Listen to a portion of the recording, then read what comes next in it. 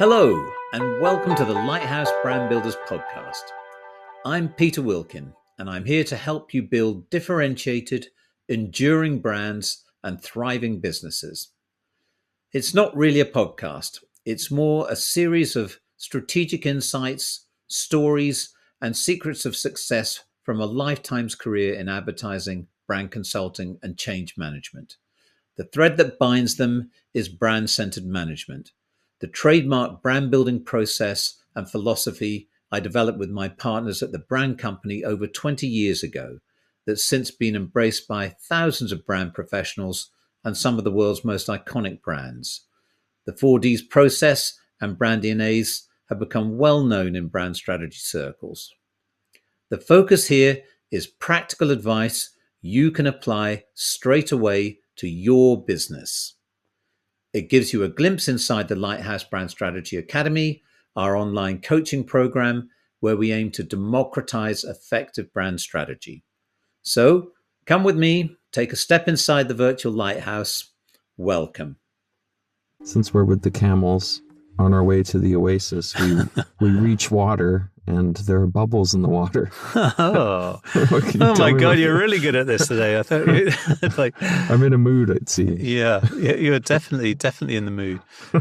This is one of the first things that I talk about when I work with a new client. And the concept is basically think outside of your bubble if you're looking for solutions to problems that seem impossible to crack. The chances are that you have been so ingrained in your kind of world underneath your own bubble, your category, your expertise, business, that you haven't been able to get out into different worlds and learn different concepts that you can apply to your thinking. When President Obama, in his January kind of 2017 farewell address, he said this. He said, "For too many of us, it's become safer to retreat into our own bubbles. Increasingly, we become so secure in our bubbles that we accept only information, whether true or not, that fits our opinions instead of basing our opinions on the evidence that's out there." So, I mean, the difference being in North America, whether you listen to CNN or Fox, the advice there is listen to both. They may have very different takes on the same kind of story. And, you know, the truth is probably lying in the middle somewhere for you to find and work at. And I found this to be very, very true in organizations that are finding change difficult. And it doesn't have to just be a large organization, by the way. Often it's a small organization with a strong leader with strongly held opinions and points of view. You know, I don't believe in brand building. That's very zen. Carlin, I love you dearly, and you're such a wonderful convert on that. If you're listening to this, you'll be chuckling, I know.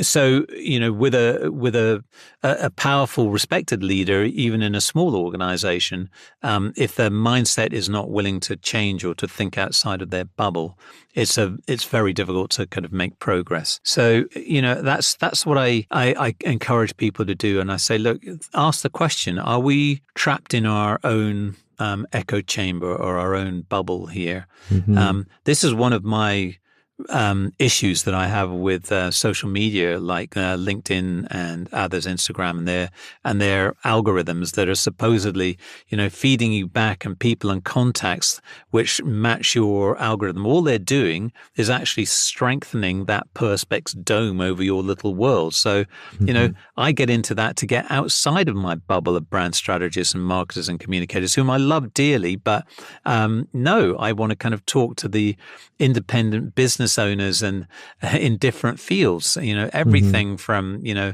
environmental causes, forestry, to financial wealth management, to, you know, theater and arts or whatever it was. I want to go out into spaces, and you're putting a bubble through your algorithms around my likeness group, as it were. So I encourage people to intentionally experiment and have fun and get outside their bubble.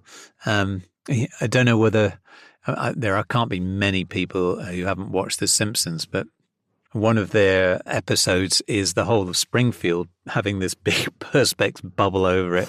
And so imagine that as your world where you don't ever think outside of Springfield and everything is designed and governed and your stimuluses are influenced by just the town or the city that you're in.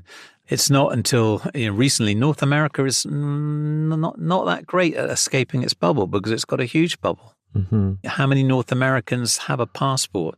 Until recently, it was below 10%. It's frightening. Yeah. They're becoming more traveling now, but the rest of the world is bigger than that little place off Florida. It's I don't mean to be patronizing or insulting, but it's the same with many other nationalities. We have people in our old village where my parents used to live, a tiny little village in Lincolnshire, and who had never been outside of the village ever in their lives, ever, and a perfectly happy life and content there, and can still be quite worldly wise, reading newspapers and watching the television, but you can have very restricted views, and I guess it's also how you're wired. I respect that if that's what people want to do and how they want to live. But, I've found the ones that are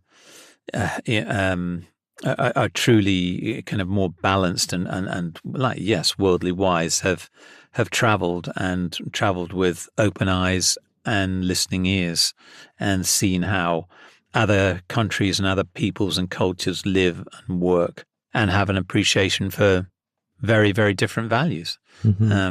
So I've been very fortunate in that respect to have traveled from an early age. Absolutely. And, exploring outside of those bubbles gives us an opportunity to change perspective and occasionally on some subjects change our minds. Yeah, no, absolutely. So, yeah, again, the lesson here is just be mindful of whether or not your thinking is limited by this invisible bubble that you're under. And are you building an echo chamber that reflects sounds that you just want to hear or are used to hearing and not necessarily what you need to hear? Thank you for listening to the Lighthouse Brand Builders podcast.